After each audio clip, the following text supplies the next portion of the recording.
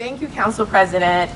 Thank you also for acknowledging the work of our ancestors before us, acknowledging the work of Councilwoman Harris. Thank you, Rep. Williams. And you said, you said something very powerful about your courage.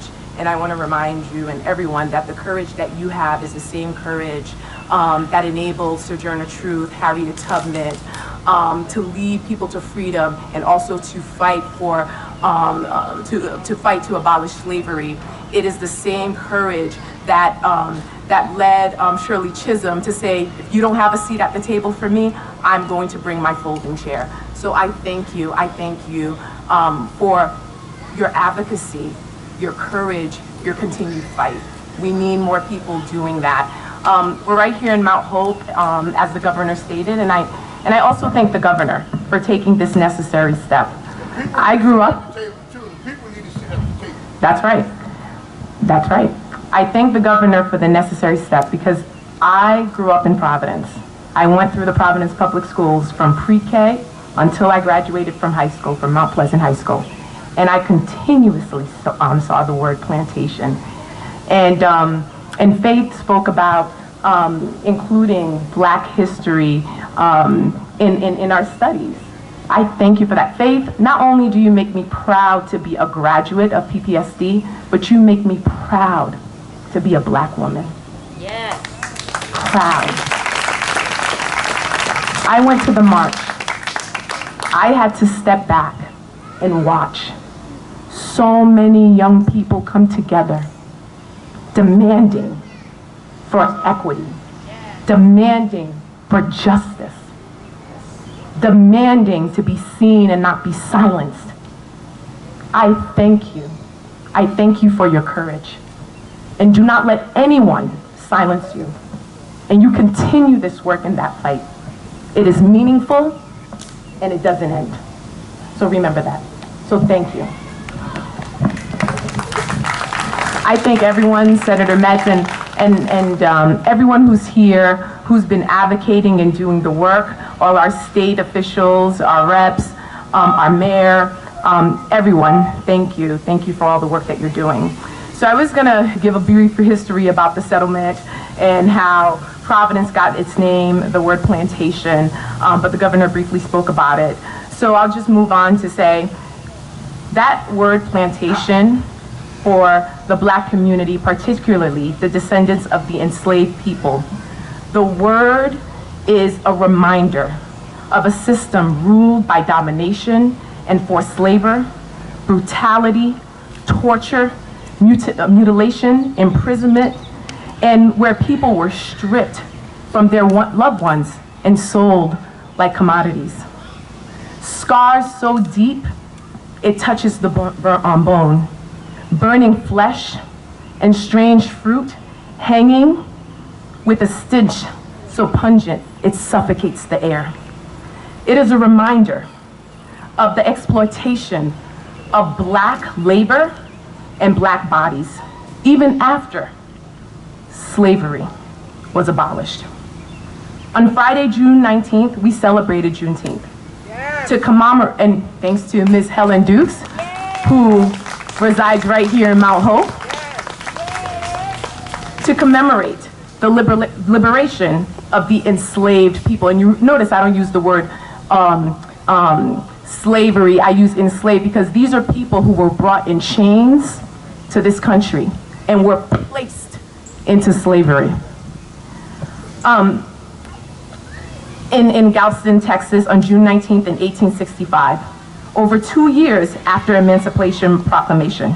Yet, 155 years later, Black people in America are still fighting for freedom, equality, and justice.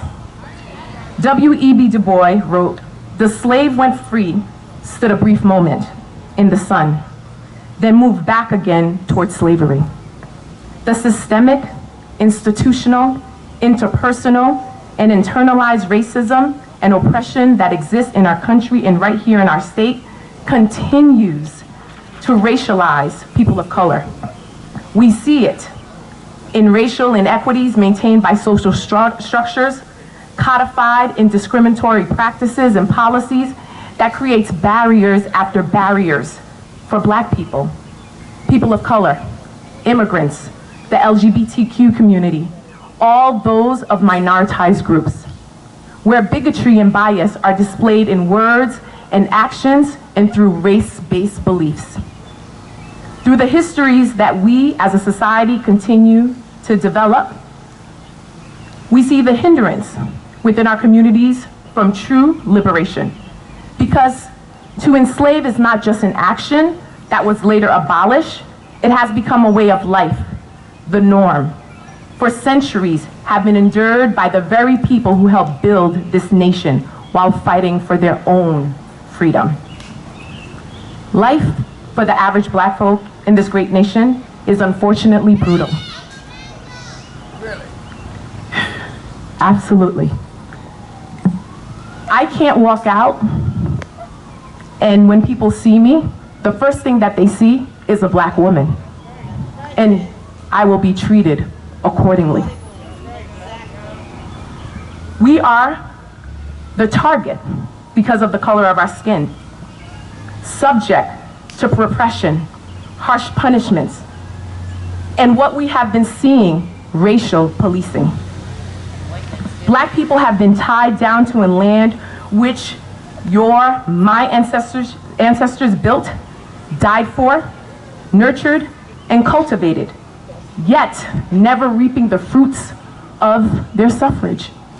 Yes, Council President, I did come to this country at a very young age, at the age of 3. But even people from my country in Haiti, the first republic in the Western Hemisphere to completely abolish slavery and then to go on and help Central and South American countries liberate themselves, where people fought in the Revolutionary War. Black folks from Haiti fought in the Revolutionary War so that Americans can see freedom. And yet, look how we're treated. We're seeing it every day in the media. We see it in the policies. However, we have begun to see the harvesting of the seeds that have been sowed, nurtured, and now ready to be picked. Our nation is coming together by various movements, led by young people like Faith. Yes. Not only demanding equality and opportunity, but also saying that promises are not enough, but taking the necessary steps to ensure that the dream comes to fruition. We are seeing it right now, and we are seeing that our young people will not stop. By any means necessary. This marginalization and oppressive structures that have governed deportment in marginalized communities, that has also led to displacement and the creation of the Providence Charter, Hardscrabble, and Snowtown, 2 neighborhoods made up of Black residents, were violently attacked and torched down by white mobs in 1824 and 1831. As a result, the governor and the sheriff ordered the militia. It is then that the town council passed a charter that created the office of the mayor and made Providence, and created Providence, finally, and was able to establish a police force. So, as you can see, all of what's happening now is all interconnected. The destruction of a Black community for us to create a city, to implement a police force that we see constantly is oppresses Black lives. It is all interconnected. Unfortunately, those communities were never built. Instead, the Black community was displaced to the South Side, Smith Hill, and right here in Mount Hope. Policies such as urban renewal and others that continued in the 1960s and displaced Black families from, and continue to displace Black families from Mount Hope right here. Lippitt Hill, Randall Square, Benefit Street, forced communities to find housing elsewhere. And now, gentrification.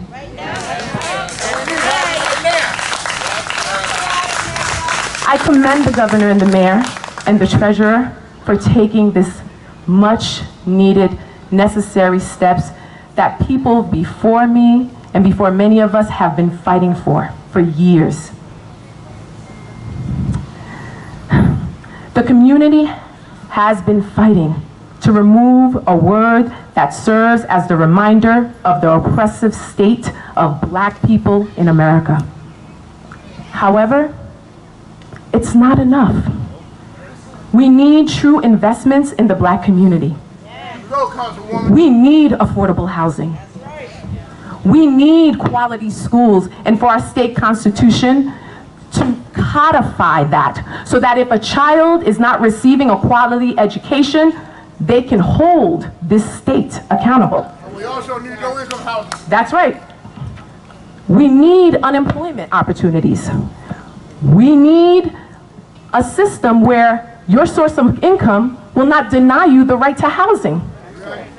We need safe and clean rec centers and parks.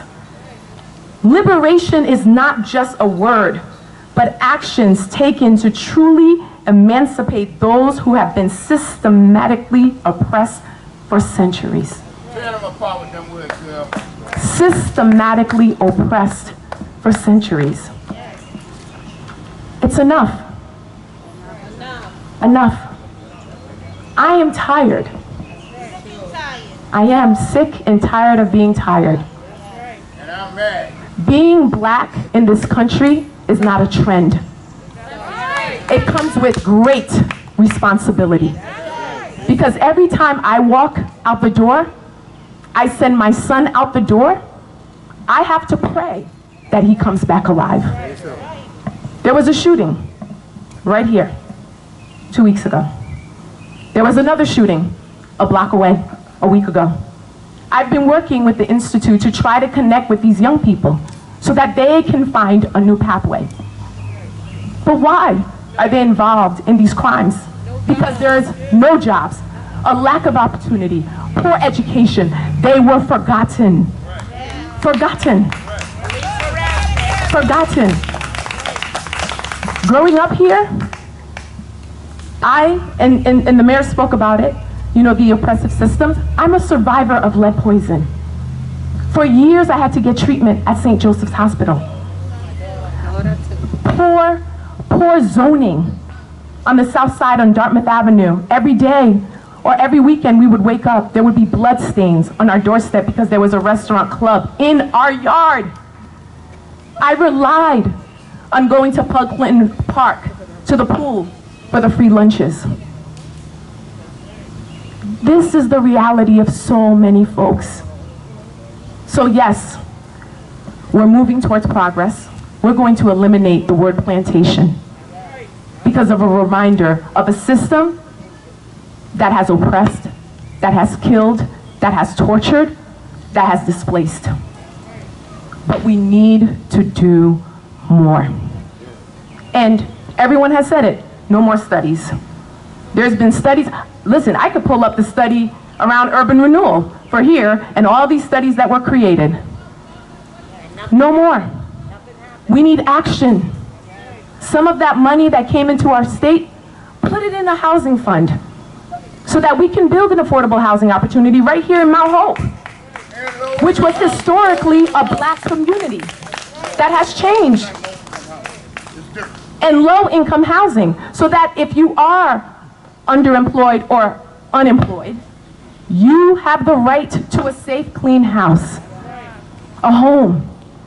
Because again, all those things are interconnected. Housing, education, health, employment, all of those are connected because you could be homeless and you could find a job, but if you don't have an address to send your information to, it won't go anywhere. So again, I thank you. I hope that we all can work together at the city and at the state level, and we can truly make Dr. Martin Luther King Jr.'s dream become a reality. Because the dream was okay as long as it stayed a dream. Now we're going to challenge the norm because our young people are saying that's not enough. It's time for action. So thank you everyone for being here.